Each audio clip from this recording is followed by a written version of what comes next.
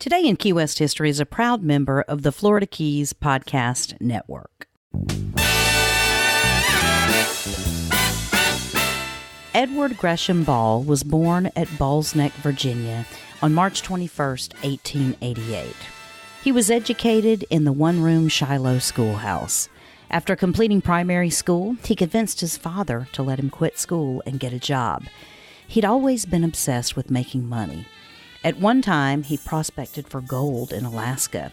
However, when Edward Ball's older sister, Jessie Ball, became the third wife of Alfred I. duPont in 1921, Edward was given the chance of a lifetime.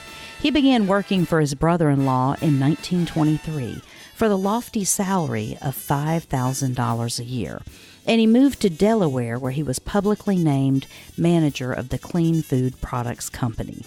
Privately, he was Mr. duPont's confidential business partner and became a shrewd financier and caretaker of the duPont de Nemours estate fortune. After Jessie and Alfred moved to Florida in 1926, Edward joined them. When Alfred died in 1935, his estate was valued at over $56 million, which, after estate taxes of almost $30 million, left right around $26 million. Alfred's will named Jessie as the principal trustee, but in reality, she deferred business decisions to her brother Edward, who took control of the assets of the testamentary trust, which included large Florida land holdings and industrial interests, including the Florida East Coast Railway. Jessie preferred to handle the philanthropic activities of the trust, while Edward concentrated on making money. Edward Ball had no interest in running for office and little desire for material things. For most of his life, he didn't even own an automobile. He used various means to acquire enormous unofficial political power in Florida. He amassed a wide network of connections and was the key figure in a group of 20 rural, conservative North Florida politicians that controlled Florida from the 1930s to the 1960s, called the Pork Chop Gang. That spawned Florida's version of McCarthyism. Their public spokesman was the Florida Senate President Charlie Eugene Johns from Stark. The coalition supported racial segregation, which was practiced at Ball's St. Joe paper mill, and was known for toasting "confusion to the enemy" with Jack Daniel's whiskey. Ball rarely, if ever, took a public role in politics. With control over the vast DuPont business empire, he exerted political influence through his Florida banking empire, his own numerous Florida newspapers, and by funneling unregulated and unreported cash to political operatives. Ball didn't need to get his hands dirty or risk personal resources. According to a 1979 article in the New York Times, Edward Ball at various times has been called a robber baron and a political power broker. He was a clever man with $1 and a dangerous man to cross. A courtly Virginian with the ladies and a ruthless foe. He's known for orneriness, but insists his reputation is undeserved. He claims he was just a trusted functionary who did his best for the institution he served. Critics say he hijacked the trust as a tool of his personal power, treating the masses like a miser hoarding every coin. He had the reputation of a tart-tongued, hard-nosed conservative financier. By all accounts, Edward took little time for a personal life. Early on, he traveled constantly, scouting for possible acquisitions and checking up on existing assets. He did marry in 1933, but the union did not last. He approached marriage like a business deal and wanted everything in writing. The prenuptial agreement had 19 provisions which described the couple's wedded lifestyle and included a definition of nagging. Ball wanted children, but his wife was unable to get pregnant due to reproductive problems several years before their wedding. Ruth Ball filed for divorce in 1943, but Edward Ball sought an annulment, unsuccessfully appealing it all the way to the Florida Supreme Court. He finally agreed to pay his ex-wife $250,000 of alimony in 1949. In an interview, Ball once said, "I suppose some people might call me tight with $1." The stories of Ball's frugal nature border on the legendary. Ed Ball owned a country estate called Southwood Farm outside of Tallahassee, but for years lived in a hotel room at the Robert Myers Hotel across the street from his office in the Florida National Bank building in Jacksonville. This was the site of a 5:30 p.m. weekday ritual for Mr. Ball, his business associates, and buddies. Cocktails began when everyone was present and lasted until the network news began at 6 p.m., at which time all conversation and movement ceased. Ed Ball took his news seriously. But after the news concluded, the group moved to the River Club for dinner. Alfred DuPont acquired a major interest in Florida National Bank of Jacksonville shortly after arriving in Florida in the mid-20s. Other banks were gradually added to what became as the Florida National Group, which was one of the strongest banks in the state. In size, the branches eventually numbered 185, which was second only to Barnett Bank. Wakulla Springs is one of the deepest and largest freshwater springs in the world. Ed Ball purchased 4,000 acres surrounding Wakulla Springs in 1937 and constructed the Wakulla Springs Lodge as a guest house. He imported marble and tile and hired craftsmen and artisans who built everything needed for the lodge on site. Blacksmiths, millwrights, masons, stonecutters, painters, and artists created an elegant retreat using iron and stone. The high ceilings were painted with murals.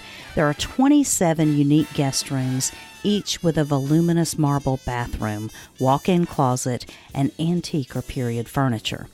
Ball dynamited parts of the Wakulla River to open way for boats bringing his guests to the springs, and then he fenced off the water passage to keep out the riffraff. At the time the lodge was built, no telephone service was available in Wakulla County, so Ball ran a line through the forest from his base in a distant Port St. Joe, which was 89 miles away.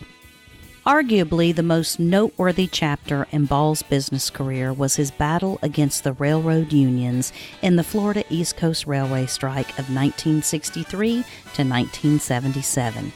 In order to try to save the railroad from its 3 decades-long state of bankruptcy, which if allowed to continue would have threatened the railroad with physical deterioration and even partial abandonment, Ball fought for the company's right to engage in its own contract negotiations with the railroad unions rather than accept an industry-wide settlement that Ball thought might include feather bedding and wasteful work rules. His use of replacement workers to keep the railroad running during the strike led to violence by workers that included shootings and bombings. Eventually, federal intervention helped quell the violence, and the railroad's right to operate during the strike with replacement workers was affirmed by the United States Supreme Court. As the strike continued, the Florida East Coast Railway took numerous steps to improve its physical plant, installed various forms of automation, and drastically cut labor costs, all to an extent that most other railroads would not succeed in matching until years later. Ball, therefore, was a pioneer in the American railroad industry struggle, beginning in the 1960s to improve its economic efficiency. After his sister's death in 1970, Ball came under strong criticism for reinvesting the trust's income to build up their value instead of fully respecting the requirements of DuPont's will, which stipulated that after Jesse Ball DuPont's death, trust income was to be used to aid the Nemours Foundation in caring for crippled children and indigent elderly in Delaware. Ball ignored the criticism, but he couldn't ignore the wave of lawsuits that were brought by other trustees, the state of Delaware, and others. Ed Ball's favorite euphemism for death was going across the creek, a reference he learned from Alfred DuPont. In a New York Times interview 2 years before his passing, he said that his life had been long and the critics be damned. He lived it the best way he could. When I go across the creek, it will be because I can't help myself or can't work any longer. Shortly before his death, he said, I waited until I was too old to decide what to do with my own personal assets and have decided that I worked most of my business life managing the DuPont estate.